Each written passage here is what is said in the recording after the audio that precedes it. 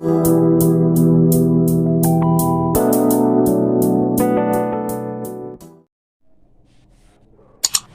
बेटा, क्लियरिटी है ना? ठीक है।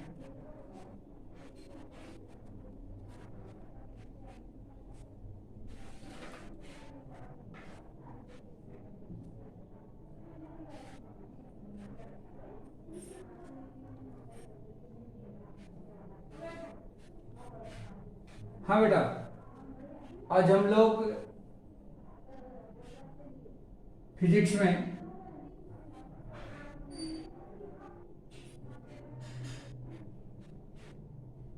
इलेक्ट्रोमैग्नेटिक इंडक्शन के लिए फैराडे का फर्स्ट लॉ, सेकेंड लॉ और लेंज लॉ हम लोग आज स्टडी करेंगे। ये 3 टॉपिक आज हम लोगों को कवर करना है, जिसमें फैराडे का फर्स्ट लॉ आएगा, सेकेंड लॉ आएगा और थर्ड लॉ। थर्ड लॉ तो नहीं है, वो लेंज लॉ के नाम से हम लोग जानेंगे। लेंज लॉ को स्टडी करेंगे। कल जैसा कि हम लोगों ने देखा था,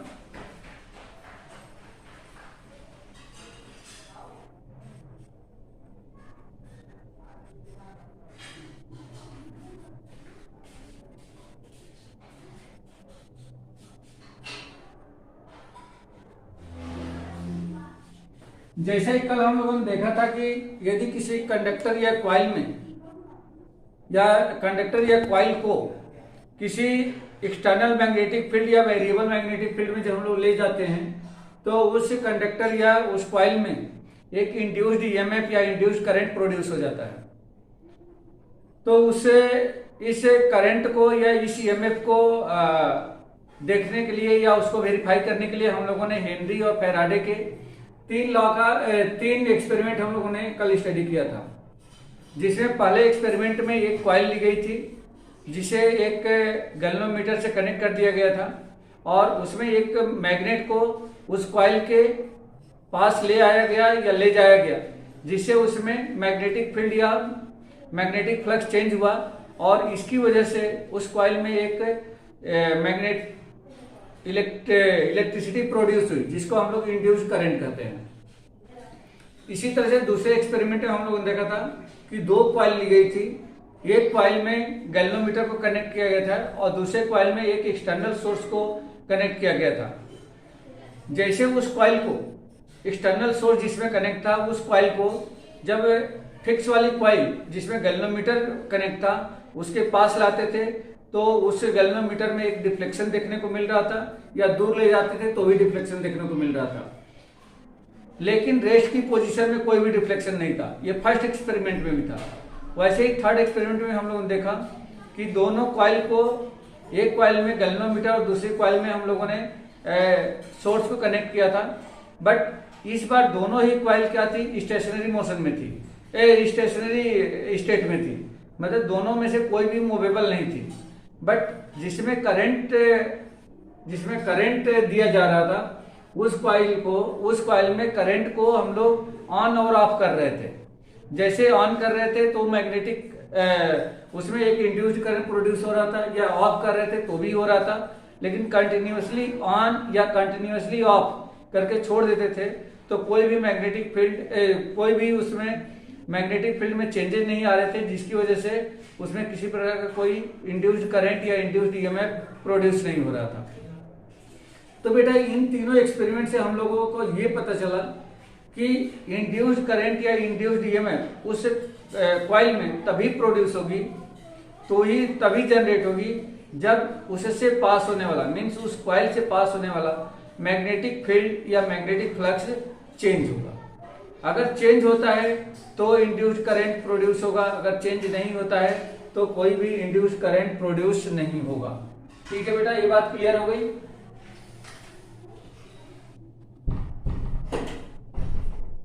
तो इतनी बातें तो कल ऑलरेडी हम लोगों ने डिस्कस कर ली थी।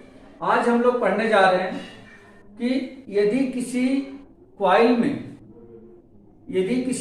में जब इंड्यूस्ड करंट प्रोड्यूस होता है, कब होता है, जब उस कॉइल को हम किसी एक्सटर्नल वेरिएबल मैग्नेटिक फील्ड में लेकर के जाते हैं, या उसमें से पास होने वाला मैग्नेटिक फील्ड या मैग्नेटिक फ्लक्स चेंज होता है तो उसमें एक करंट प्रोड्यूस होता है जिसको हम लोग इंड्यूस्ड करंट कहते हैं। अब यहाँ पे हम लोगों को ये पता करना है कि इंड्यूस्ड करंट प्रोड्यूस तो होता है लेकिन उसका मैग्नीट्यूड क्या होता है। तो मैग्नीट्यूड पता करने के लिए सबसे पहली चीज हम लोगों को ये देखेंगे कि इसमें फैराडे का सेकेंड लॉ लगाएंगे, लेकिन फैराडे का फर्स्ट लॉ हमें ये बताता है कि उसमें करंट क्यों प्रोड्यूस होती है। तो फैराडे का फर्स्ट लॉ देखिए, Faraday law of EMI.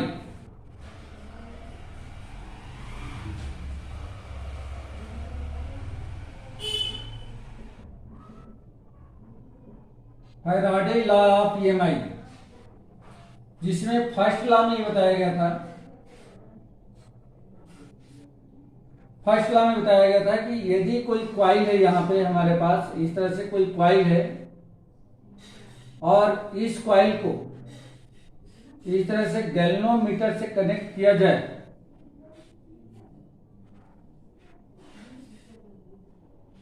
Galvanometer से कनेक्ट किया जाए और किसी मैग्नेट को, जिसका ये नॉर्थ पोल है और ये साउथ पोल है, अगर इस मैग्नेट को इस कॉइल के तरफ लेकर के आते हैं या इस कॉइल से दूर लेकर के जाते हैं, कुछ भी हो सकता है बेटा, दोनों सिचुएशन होगी, दोनों सिचुएशन होगी। या तो कॉइल को हम पास लेकर के आए या मैं कॉइल के पास लेकर के आए या इससे दूर लेकर के जाएं। यहां से इस तरह से कुछ मैग्नेटिक फील्ड लाइंस इस तरह से ये पास होंगी, ये ऐसा कुछ पास होंगी, यह मैग्नेटिक फील्ड लाइंस यहां से पास होंगी।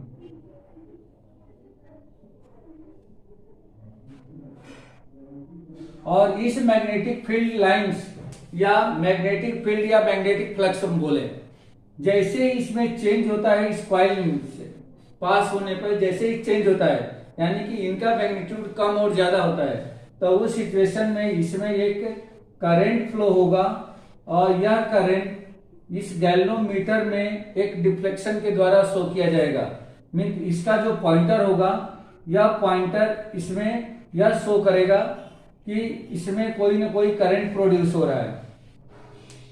इसी को फैराडे ने अपने फर्स्ट लॉ में बताया था कि किसी मैग्नेट को यदि किसी कॉइल के नजदीक लेकर के आए या इससे दूर लेके जाएं तो इस कॉइल से पास होने वाला मैग्नेटिक फ्लक्स या मैग्नेटिक फील्ड चेंज होता है, जिसकी वजह से यहाँ पे एक इंड्यूस्ड करंट प्रोड्यूस होता है। ठीक है बेटा, तो यही चीज फैराडे ने अपने फर्स्ट लॉ में बताया, लेकिन यह बात श्योर थी कि यार तभी तभी इंड्यूस्ड करंट प्रोड्यूस होगा जब इसे मैग्नेटिक फ्लक्स चेंज होगा।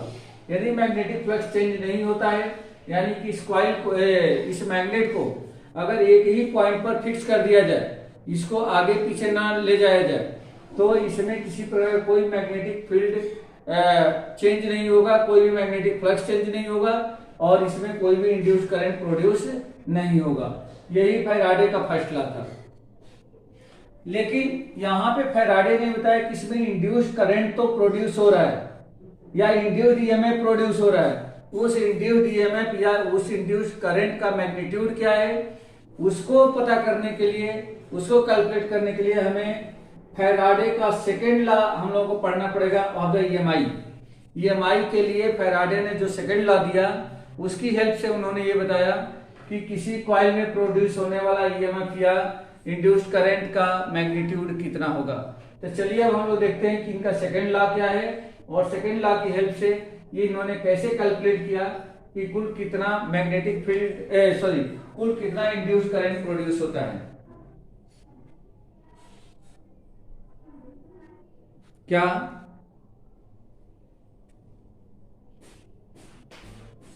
हाँ, तो ये तो क्या था कि हेनरी और फैराडे ने ही दिया था ना, वो भी एक्सपेरिमेंट हेनरी और फैराडे ही मिलकर दिए थे और इसको फैराडे ने अपने फर्स्ट लॉ में उसी चीज को बताया। लेकिन सेकेंड लॉ में उन्होंने बहुत इंपॉर्टेंट चीज दी। सेकेंड लॉ में उन्होंने बताया कि जो मैग्नेटिक यहाँ पे इंड्यूस्ड करंट प्रोड्यूस होगा उसका मैग्नीट्यूड कितना होगा। मैग्नीट्यूड इन्होंने सेकेंड अपने लॉ में अलग से सेपरेटली बताया। ठीक है, ये तो वही हो गया जो हम लोगों ने कल पढ़ा था। ठीक है बेटा, हाँ, या इसको हम लोग इस तरह से कह सकते हैं, when ever the amount of magnetic field linked with a circuit changes and EMF is induced in the circuit, the induced EMF exists so long as the change in magnetic flux continuous। ये तभी होगा जब इसमें magnetic flux continuously change होती रहेगी। Continuously अगर change नहीं हो रही है तो यहाँ पे कोई भी इंड्यूस्ड करंट या इंड्यूस्ड ईएमएफ प्रोड्यूस नहीं होगा।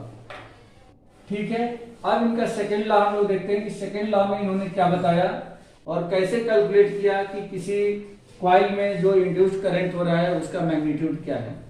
तो सेकेंड लॉ,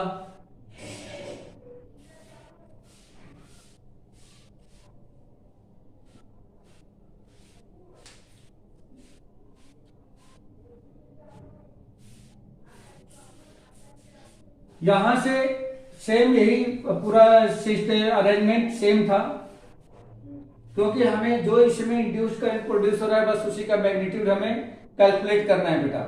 वही मैग्नीट्यूड हमें यहाँ पे कैलकुलेट करना है। अब यहाँ पे कल भी हम लोगों ने डिस्कस किया था और आज भी डिस्कस कर रहे हैं। कल भी हम लोगों ने ये बात करी थी कि जितना ज्यादा मैग्नेटिक फ्लक्स इसमें चेंज होगा, जितना ज्यादा मैग्नेटिक फ्लक्स चेंज होगा उतना ही ज्यादा इसमें ईएमएफ प्रोड्यूस होगा। जितना ज्यादा मैग्नेटिक फ्लक्स चेंज होगा उतना ही ज्यादा इसमें ईएमएफ प्रोड्यूस होगा या इंड्यूस्ड करंट प्रोड्यूस होगा। अब इसका मतलब ये हो गया कि जो ईएमएफ है वह डायरेक्टली प्रोपोर्शनल किसके हो गया बेटा? डायरेक्टली प्रोपोर्शनल हो गया चेंज ऑफ मैग्नेटिक फ्लक्स के। चेंज ऑफ मैग्नेटिक फ्लक्स के ये डायरेक्टली प्रोपोर्शनल हो गया। अब अगर मैं ईएमएफ को ई से डिनोट करूं, स्मॉल ई से, तो small E is directly proportional to D phi upon में D T. Small E means EMF is directly proportional to change in magnetic flux. जितना ज्यादा मैग्नेटिक फ्लक्स चेंज होगा उतना ही ज्यादा क्या होगा, यहाँ पे ईएमएफ प्रोड्यूस होगा। अगर प्रोपोर्शनलिटी साइन को यहाँ पे इक्वल टू में चेंज किया जाए तो यह प्रोपोर्शनलिटी साइन की जगह पे यहाँ पे एक कांस्टेंट आएगा और उस कांस्टेंट की वैल्यू यहाँ पे 1 मानी जाती है, इसलिए ये इक्वल टू हो जाएगा डी फाई अपॉन में डी टी। यहाँ पे जो कांस्टेंट है उस कांस्टेंट की वैल्यू कितनी है, 1 है, इसलिए यहाँ पे क्या होगा, d equal to D phi upon D T होगा। लेकिन बेटा यहां पे एक बात ध्यान देना है, यहां पे एक्चुअल में यहां पे माइनस आएगा, minus E equal to minus D phi upon D T. यह माइनस साइन क्यों आता है, इसके लिए ये लेंज लॉ की वजह से आता है। इसके लिए हम लोग लेंज लॉ पढ़ेंगे। एक्चुअली मुझे वही पहले बता देना चाहिए था, लेंज लॉ। ठीक है, अगले उसमें लेक्चर में इसको हम लोग डिस्कस कर लेंगे। E equal to minus D phi upon D T. Lenz law ये कहता है कि किसी कॉइल में या किसी कंडक्टर में प्रोड्यूस होने वाला ईएमएफ उस रीजन का अपोज करता है जिस रीजन की वजह से वो प्रोड्यूस होता है। ईएमएफ या इंड्यूस्ड करंट उस रीजन का अपोज करता है जिस रीजन की वजह से ये प्रोड्यूस होता है। अब रीजन क्या है बेटा, यहां पे समझे, इसमें जो ईएमएफ प्रोड्यूस हो रहा है उसका रीजन क्या है, तो मैग्नेट का इसके पास आना या मैग्नेट का इस कॉइल से दूर जाना। मतलब जैसे मैग्नेट कॉइल के पास आ रहा है तो मैग्नेटिक फ्लक्स यहाँ पे चेंज हो रहा है। मैग्नेटिक फ्लक्स चेंज होने की वजह से यहाँ पे क्या हो रहा है, ईएमएफ प्रोड्यूस हो रहा है। इसका मतलब ये हो गया कि जो इसमें ईएमएफ होगा वह मैग्नेटिक फ्लक्स के चेंज होने का अपोज करेगा। मैग्नेटिक फ्लक्स के चेंज होने का अपोज करेगा। मैग्नेटिक फ्लक्स चेंज क्या है, तो D phi upon D T. यहां पे माइनस साइन इसीलिए लगाया गया है क्योंकि वह मैग्नेटिक फ्लक्स के चेंज होने का अपोज कर रहा है। क्लियर हो गया बेटा? अभी इसको जस्ट ये जैसे ही खत्म होता है, अभी हम लेंज लॉ डिस्कस करेंगे, उसमें और क्लियरिटी के साथ इसको पढ़ लेंगे। ठीक है बेटा, क्लियर हो गया ये? हाँ बेटा बोलो बोलो। हाँ बिल्कुल।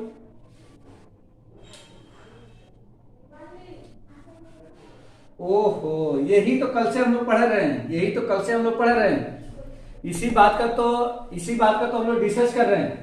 इलेक्ट्रोमैग्नेटिक इंडक्शन, इसमें कोई बैटरी की जरूरत नहीं है, किसी करंट की जरूरत नहीं है। यहाँ करंट हम लोग प्रोड्यूस कर रहे हैं, यहाँ पे करंट हम लोग प्रोड्यूस कर रहे हैं। कैसे प्रोड्यूस कर रहे हैं?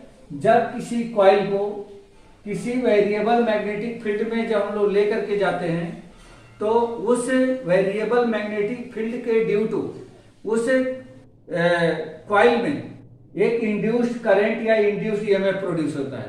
इंड्यूस्ड ईएमएफ प्रोड्यूस होगा तो करंट प्रोड्यूस होगा ही होगा, ठीक है। तो यहाँ पे एक इंड्यूस्ड ईएमएफ प्रोड्यूस हो जाता है। यहाँ पे एक्सटर्नल करंट की जरूरत नहीं है बेटा, करंट की जरूरत नहीं है। यहाँ पे फ्लक्स चेंज होना चाहिए। जैसे इस मैग्नेट को जब मैं कॉइल के नजदीक लेके आ रहा हूं, तो इसमें से पास होने वाली जो मैग्नेटिक फील्ड लाइंस है या मैग्नेटिक फील्ड है या मैग्नेटिक फ्लक्स है, वो ज्यादा हो रही है। तो ज्यादा होने की वजह से इसमें एक इंड्यूस्ड करंट प्रोड्यूस होता है। या जब इसको दूर लेके जाते हैं, तो यहाँ पे मैग्नेटिक फील्ड लाइंस या मैग्नेटिक फ्लक्स कम पास कर रही हैं, तो भी चेंज हो रहा है। तो फिर यहाँ पे एक मैग्नेटिक फील्ड एक इंड्यूस्ड करंट प्रोड्यूस हो रहा है। क्लियर हो गया बेटा? यहां पे करंट जो है फ्लक्स के चेंज होने की वजह से हो रहा है, ना कि किसी एक्सटर्नल सोर्स की वजह से करंट आ रहा है। एक्सटर्नल सोर्स की वजह से करंट नहीं आ रहा है। क्लियर हो गया बेटा? क्लियर हो गया ये? हाँ बेटा।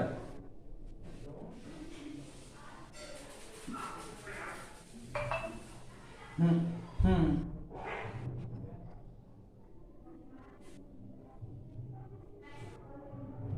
तीन डायग्राम बनेगा, तीन डायग्राम। क्या बोले?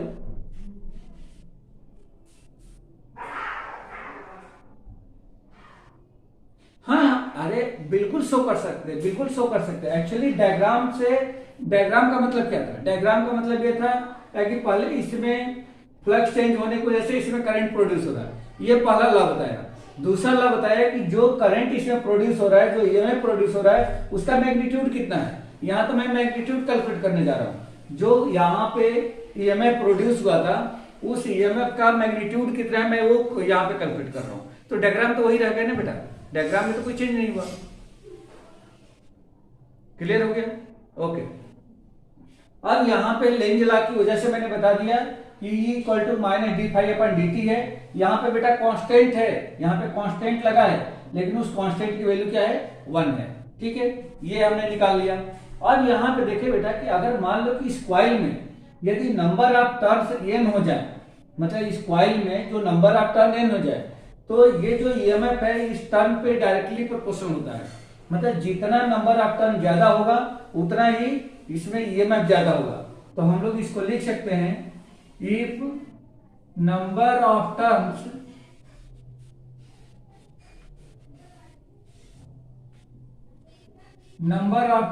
इन कॉइल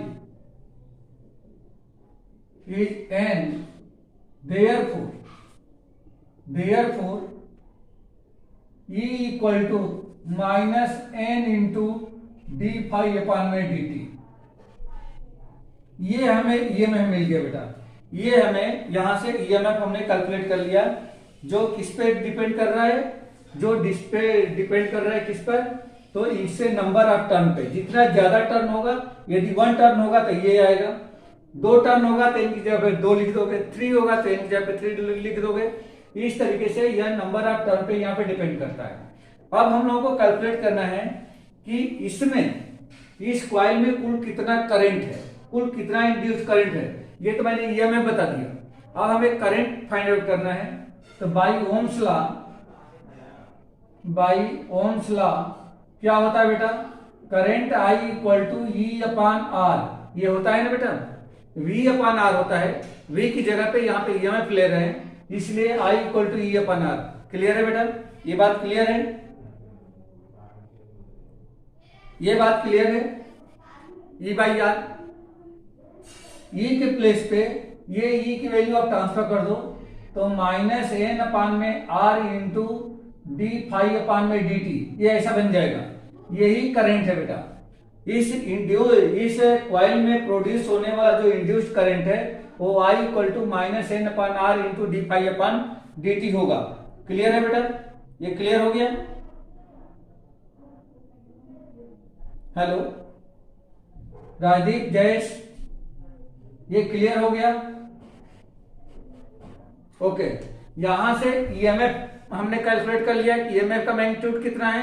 यहां से हमने करंट का, इंड्यूस्ड करंट को हम लोगों ने यहां से कैलकुलेट कर लिया कि इंड्यूस्ड करंट कितना है, तो ये हमने यहां पे बता दिया। ठीक है, अब हम लोगों को देखना है कि चार्ज कितना है। चार्ज में इंड्यूस्ड चार्ज कितना है, यहाँ पे इंड्यूस्ड चार्ज इसमें कितना हो रहा है। तो हम जानते हैं सिंस I इक्वल टू क्या होता है बेटा, I इक्वल टू क्या होता है डी क्यू अपान में सॉरी डी क्यू अपान में डी टी, यही होता है बेटा।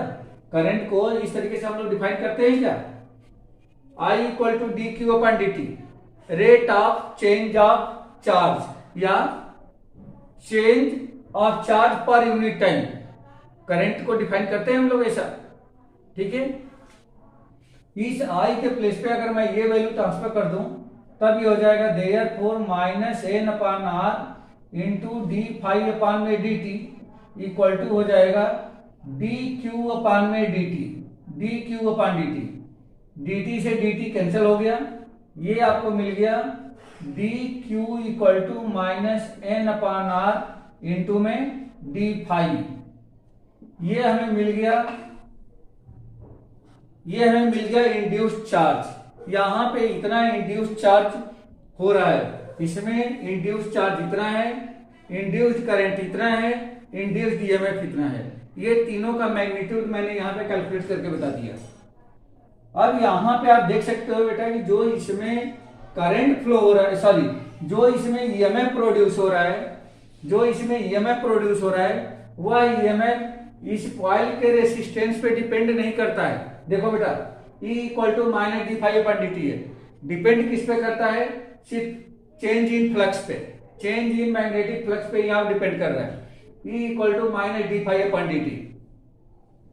लेकिन अगर आप इधर आते हो तो यहां पे आप देख सकते हो कि यहां पे जो करंट है वह R पे डिपेंड करेगा, रेजिस्टेंस पे यहां पे डिपेंड कर रहा है। ठीक है, यहां पे रेजिस्टेंस पे डिपेंड कर रहा है। अब जैसे मैंने यहां बताया कि ईएमएफ नहीं डिपेंड कर रहा है बट करंट डिपेंड कर रहा है। जैसे मान लो कि एक कॉपर वायर का हमने कॉइल लिया और एक सिल्वर का कॉइल लिया, तो सिल्वर के कॉइल का जो रेजिस्टेंस होता है कम होता है और कॉपर वायर का जो रेजिस्टेंस होता है वो ज्यादा होता है। इसका मतलब ये हो गया कि उसमें इंड्यूस्ड करंट जो प्रोड्यूस होने वाला है, सिल्वर का यदि वायर है तो उसमें ज्यादा इंड्यूस्ड करंट होगा और यदि कॉपर का वायर है तो उसमें कम इंड्यूस्ड करंट प्रोड्यूस होगा। क्लियर हो गया बेटा? ये बात से समझ में आ गई क्या दोनों लोगों को? ओके राजदीप, हाँ बेटा बोलो।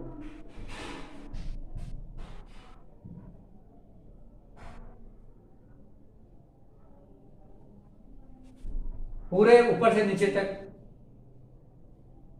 ठीक है, ठीक, बिल्कुल समझा देता हूं। एक बार मैं यहीं से ले लेता हूं, यहां से ले लेता हूं, दो स्टेप तो है। इसमें प्रोड्यूस होने वाला जो ईएमएफ है, इसे मैग्नेट के नजदीक आने या मैग्नेट के दूर जाने से जो इसमें इंड्यूस्ड होने वाला ईएमएफ है वह उस बात पे डिपेंड करता है कि इसमें फ्लक्स कितना चेंज हो रहा है। इसका मतलब ये हो गया कि जो इंड्यूस्ड ईएमएफ है डायरेक्टली प्रोपोर्शनल है किसके, चेंज इन फ्लक्स के विथ रिस्पेक्ट टू टाइम।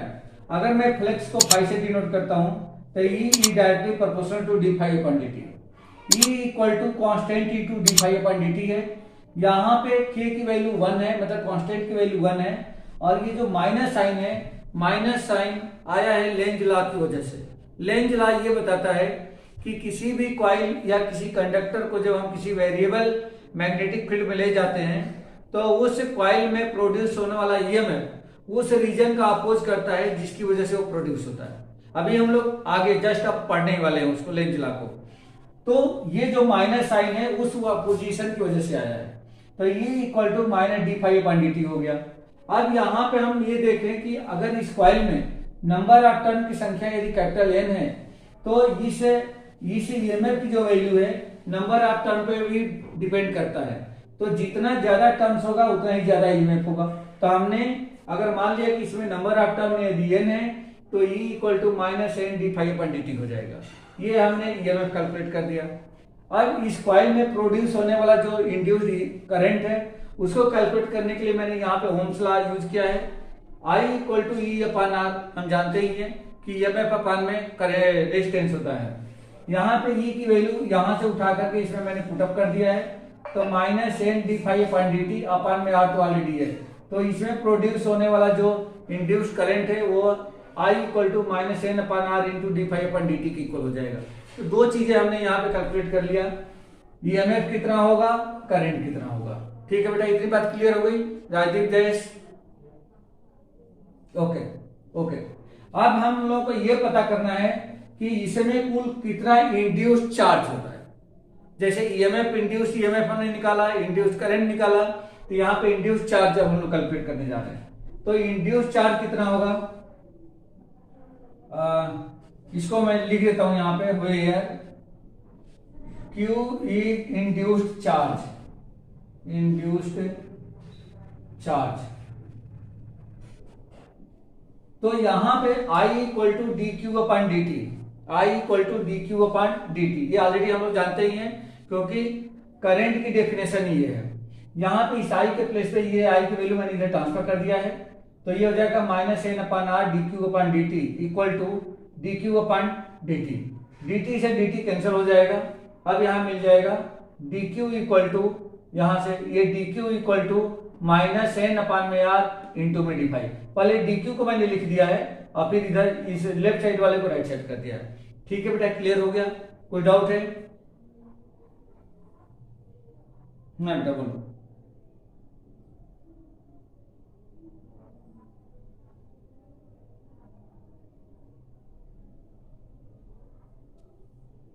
दोनों में से कुछ भी लिख सकते हो, कोई फर्क नहीं पड़ता, उससे कोई फर्क नहीं पड़ता है। हाँ, दोनों आप देखोगे तो दोनों लोग लिखते हैं, बुक में भी कहेंगे दोनों मिल जाएगा, तो उसमें कोई ये परेशान होने वाली कोई बात नहीं है। ठीक है बेटा? अब बेटा अब हम लोग अब स्टार्ट करने जा रहे हैं लेंज लॉ। लेंज लॉ क्या है?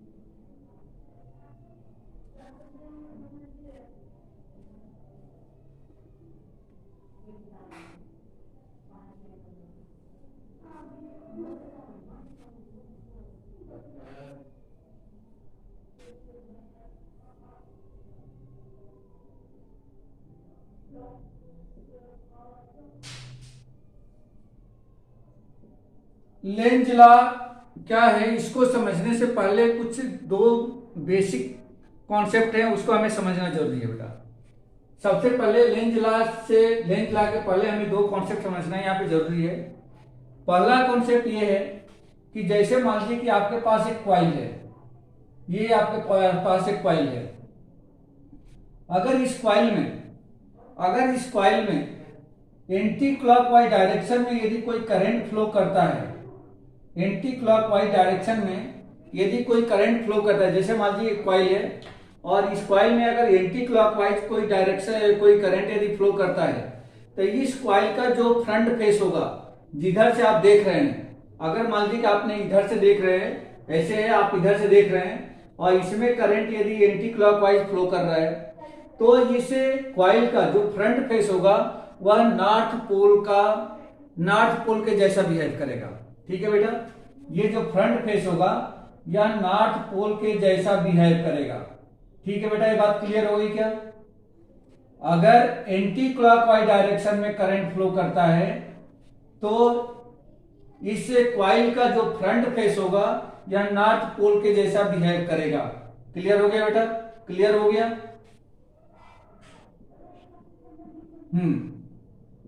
Anti clockwise. अच्छा, यदि मान लीजिए कि ये दूसरी कॉइल हमने लिया, ये दूसरी हमने कॉइल लिया,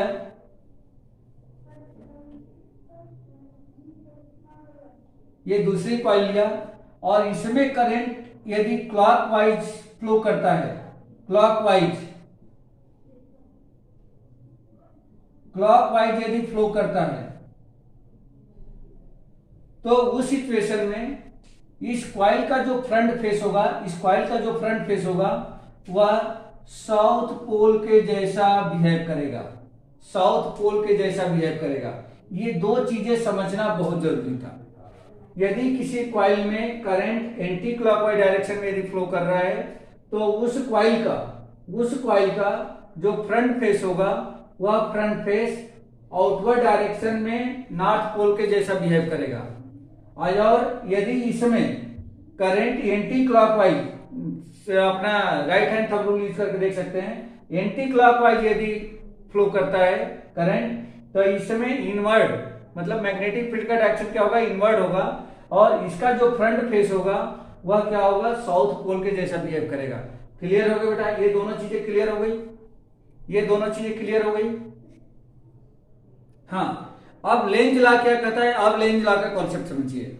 लेंज लॉ ये कहता है कि यदि किसी कॉइल को किसी हम वेरिएबल मैग्नेटिक फील्ड में ले जाते हैं, तो उस वेरिएबल मैग्नेटिक फील्ड के ड्यू टू उस कॉइल में प्रोड्यूस होने वाला ईएमएफ उस रीजन का अपोज करता है जिसकी वजह से वो प्रोड्यूस होता है, उस रीजन का अपोज करता है जिसकी वजह से प्रोड्यूस होता है।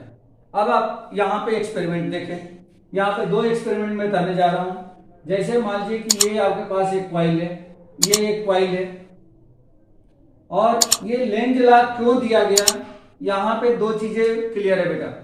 फैराडे का फर्स्ट लॉ क्या बताया था? फैराडे का फर्स्ट लॉ क्या बताया कि यदि किसी कॉइल को किसी वेरिएबल मैग्नेटिक फील्ड में ले जाते हैं, तो उस कॉइल में एक इंड्यूस्ड ईएमएफ प्रोड्यूस होता है। ये फर्स्ट लॉ बताया। सेकेंड लॉ ने ये बताया, फैराडे का सेकेंड लॉ ने, कि उस कॉइल में, जिस कॉइल को हम किसी वेरिएबल मैग्नेटिक फील्ड में ले जा रहे हैं, और उस वेरिएबल मैग्नेटिक फील्ड की ड्यू टू जो उसमें इंड्यूस्ड ईएमएफ प्रोड्यूस हो रहा है, उसका मैग्नीट्यूड कितना होगा, उसको कैलकुलेट करने के लिए फैराडे ने अपना सेकेंड लॉ दिया। लेकिन फैराडे के फर्स्ट और सेकेंड दोनों ही लॉ में इस बात का बिल्कुल डिस्कशन नहीं किया गया कि जो उसमें इंड्यूस्ड ईएमएफ या इंड्यूस्ड जो करंट है, उस करंट का डायरेक्शन क्या होगा। क्लियर होगी बेटा? ये बात क्लियर हो गई क्या? ये बात क्लियर हो गई? हेलो, हाँ बेटा बोलो। हाँ हाँ, हम्म हम्म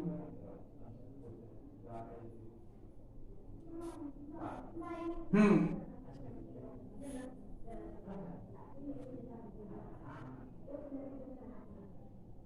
हम्म नहीं, आप समझिए उस चीज को। जब आप किसी एक्सटर्नल मैग्नेटिक फील्ड में आप लेके जाते हो, किसी एक्सटर्नल मैग्नेटिक फील्ड में लेके जाते हो, ऑलरेडी एक एक्सटर्नल मैग्नेटिक फील्ड है और दूसरा कॉइल लेके जाते हो, तो उस कॉइल में करंट हो या ना हो, उस मैग्नेटिक फील्ड के due to, external magnetic field के ड्यू टू क्या होगा, उसमें एक इंड्यूस्ड करंट प्रोड्यूस होगा। यहां पे इस बात के लिए नहीं बताया गया कि करंट भी हम प्रोवाइड करें फिर उसको मैग्नेटिक फील्ड में लेके जाएं।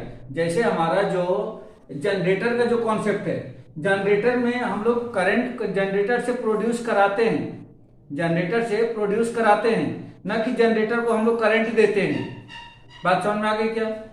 ये जो कॉन्सेप्ट है करंट को प्रोड्यूस करने के लिए बनाया गया है।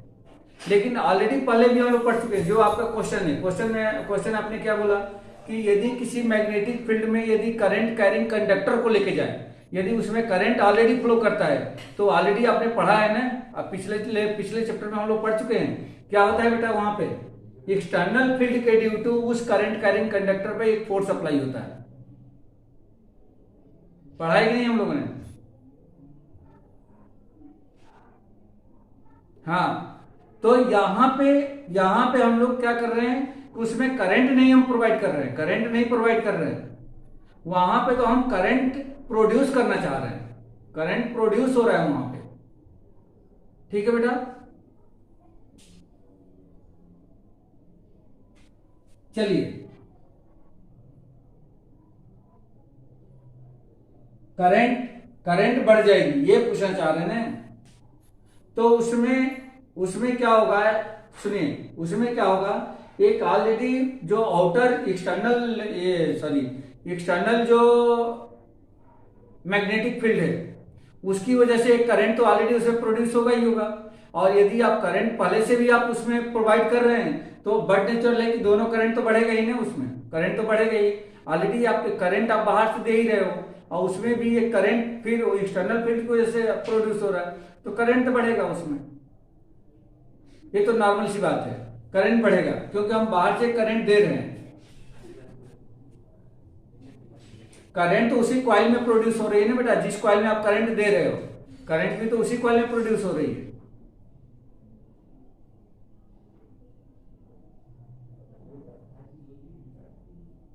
फील्ड लाइन इंटरचेंज हो जाएगी, फील्ड लाइन इंटरचेंज हो जाएगी। तो करंट, अच्छा हाँ अपोज करेगा, वहां पे अपोज करेगा। ठीक है, थोड़ा सा इसको देखते हैं, पहले ये कॉन्सेप्ट एक समझ लें। ठीक है बेटा, ठीक है। हेलो, हाँ हेलो, हाँ बोलो बोलो।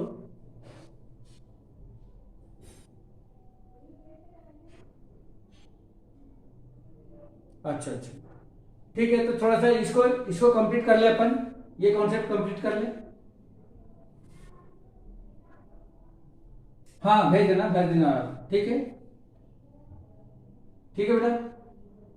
तो चलिए देखिए लेंज लॉ क्या कहता है।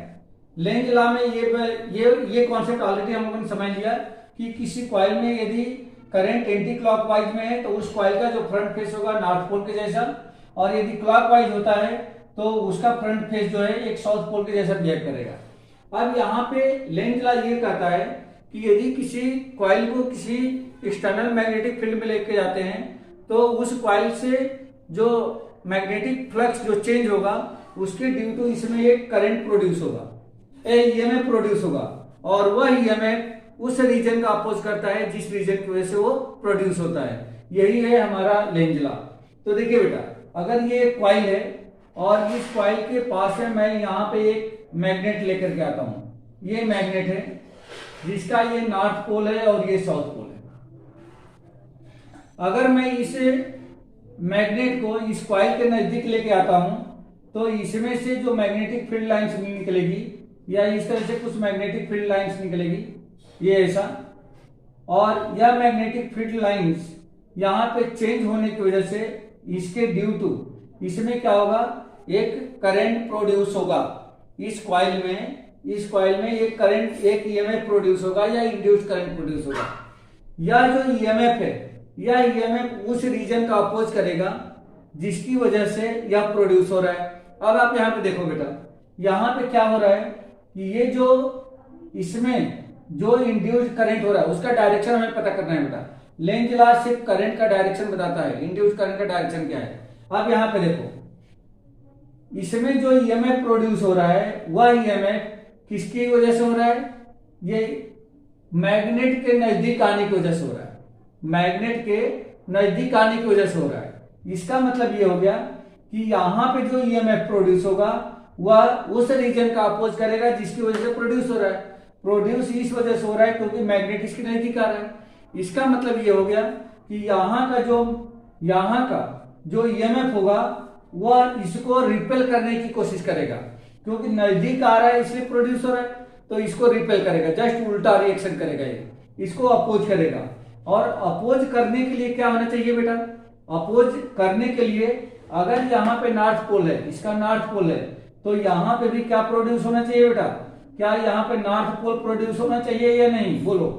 क्योंकि अगर इस मैग्नेट को रिपेल करना है और मैग्नेट का ये जो पोल है अगर नॉर्थ पोल है, तो इस कॉइल का ये फ्रंट फेस अगर नॉर्थ पोल जैसा बिहेव करेगा तो ही जाकर के इसको रिपेल करेगा। क्लियर हो गया भाई, ये बात क्लियर हो गई क्या राजदीप, ये बात क्लियर हो गई? ठीक है। अगर यहां पे नॉर्थ पोल प्रोड्यूस हो रहा है तो इसका मतलब ये हो गया कि इसमें फ्लो होने वाला करंट का डायरेक्शन क्या होगा बेटा, एंटी क्लॉकवाइज। मतलब इसमें जो करंट होगा वह एंटी क्लॉकवाइज डायरेक्शन में होगा। ये क्लियर हो गया, ये क्लियर हो गया बेटा कि इसमें करंट का डायरेक्शन क्या होगा, तो एंटी क्लॉकवाइज होगा। ये बात समझ में आ गई बेटा, क्लियर हो गया ये? ओके। अब इसका दूसरा एक एक्सपेरिमेंट देखें। जैसे मान लीजिए कि ये कॉइल है और यहां पे हमने इस मैग्नेट को लिया है, इस मैग्नेट का ये नॉर्थ पोल है, ये साउथ पोल है, और इस मैग्नेट को अब मैं इससे दूर लेके जाता हूं। जब दूर लेके जाऊंगा तो फिर यहां पे मैग्नेटिक फ्लक्स क्या होगा बेटा, चेंज होगा, मैग्नेटिक फ्लक्स चेंज होगा। अगर ये दूर जाएगा तो भी मैग्नेटिक फ्लक्स चेंज होगा, नजदीक आता है तो भी मैग्नेटिक फ्लक्स चेंज होता है। अगर ये दूर जाता है मैग्नेटिक फ्लक्स चेंज हो रहा है, जिसकी वजह से इसमें एक ईएमएफ प्रोड्यूस हो रहा है। अब यह ईएमएफ उस रीजन का अपोज करेगा जिसकी वजह से प्रोड्यूस हो रहा है। अब इसमें जो ईएमएफ है वो किसकी वजह से प्रोड्यूस हो रहा है बेटा, मैग्नेट के दूर जाने से, मैग्नेट के दूर जाने की वजह से प्रोड्यूस हो रहा है। इसका मतलब ये हो गया कि इस मैग्नेट के दूर जाने का ये अपोज करेगा। इसका मतलब इस नॉर्थ पोल को ये अपने तरफ अट्रैक्ट करने की कोशिश करेगा, और यह कॉइल तभी इसको अट्रैक्ट कर पाएगी जब इस कॉइल का फ्रंट फेस एक साउथ पोल के जैसा बिहेव करेगा, एक साउथ पोल के जैसा बिहेव करेगा। अगर यह कॉइल का फ्रंट फेस साउथ पोल के जैसा बिहेव करता है तो इस मैग्नेट के नॉर्थ पोल को अपने तरफ अट्रैक्ट करेगा, क्योंकि मैग्नेट जब दूर जा रहा था तो यहाँ पे मैग्नेटिक फ्लक्स चेंज हो रहा था, जिसकी वजह से यहाँ पे ईएमएफ प्रोड्यूस हो रहा था। क्लियर हो गया बेटा, ये बात क्लियर हो गई? राजदीप जयेश, ठीक है? हाँ बेटा,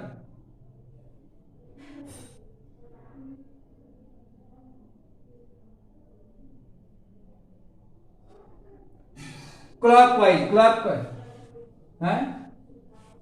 हाँ क्या हो गया, क्या हो गया?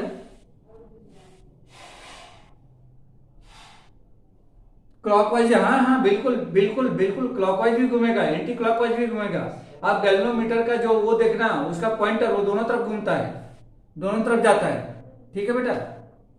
तो यहां पे करंट का डायरेक्शन जो है यह क्लॉकवाइज हो जाएगा। मतलब यहां से हम लोग करंट का डायरेक्शन फिर पता कर सकते हैं कि वह क्या क्या हो रहा है। मतलब ये क्या हो रहा है, यहाँ पे क्लॉकवाइज जा रहा है। ठीक है बेटा, ये क्लियर हो गया भाई, ये क्लियर हो गया? ये डिपेंड करता है कि मैग्नेट का कौन सा पोल इस कॉइल की तरफ है। क्लियर हो गया?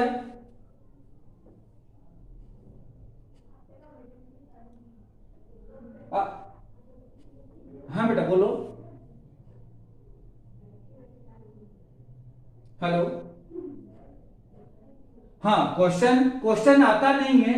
ये एक्चुअली क्या है कि एक तो या तो छोटी डेफिनेशन आ सकती है, डेफिनेशन आ सकती है कि what is the Lenz law, या लेंज लॉ हम लोग क्यों यूज करते हैं, किस लिए यूज करते हैं, लेंज लॉ की हेल्प से हम लोग क्या फाइंड आउट कर सकते हैं। 1 मार्क्स से क्वेश्चन बिल्कुल श्योर बन सकता है। तो लेंज लॉ हम लोग क्यों यूज करते हैं, तो जो इंड्यूस्ड करंट या इंड्यूस्ड ईएमएफ है उसका डायरेक्शन पता करने के लिए हम लोग यूज करते हैं। ये क्वेश्चन बन सकता है। बट इस कॉन्सेप्ट का हम लोग जितने भी आगे के डेरिवेशन करेंगे, जितने भी आगे डेरिवेशन करेंगे, वो सारे डेरिवेशन में ये इसका जो है उसमें यूज करेंगे। मतलब डायरेक्शन हम लोग दिखाएंगे उसमें। जहां जहां ईएमएफ की बात करेंगे वहां पे माइनस साइन जरूर आएगा, क्योंकि माइनस साइन ये रिप्रेजेंट करता है कि जो इसका ईएमएफ है वो क्या कर रहा है, उसको अपोज कर रहा है, उस रीजन का अपोज कर रहा है जिसकी वजह से वो प्रोड्यूस हो रहा है। ठीक है बेटा, क्लियर हो गया? हाँ बेटा बोलो।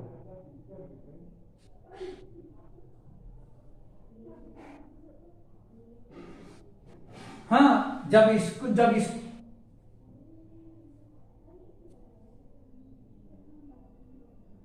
एक्चुअली गैल्वेनोमीटर में देखोगे ना, तो गैल्वेनोमीटर में, ये गैल्वेनोमीटर होता है ना, तो ये पॉइंटर जहां होता है ये बीच में जीरो होता है बेटा, बीच में जीरो होता है, ठीक है।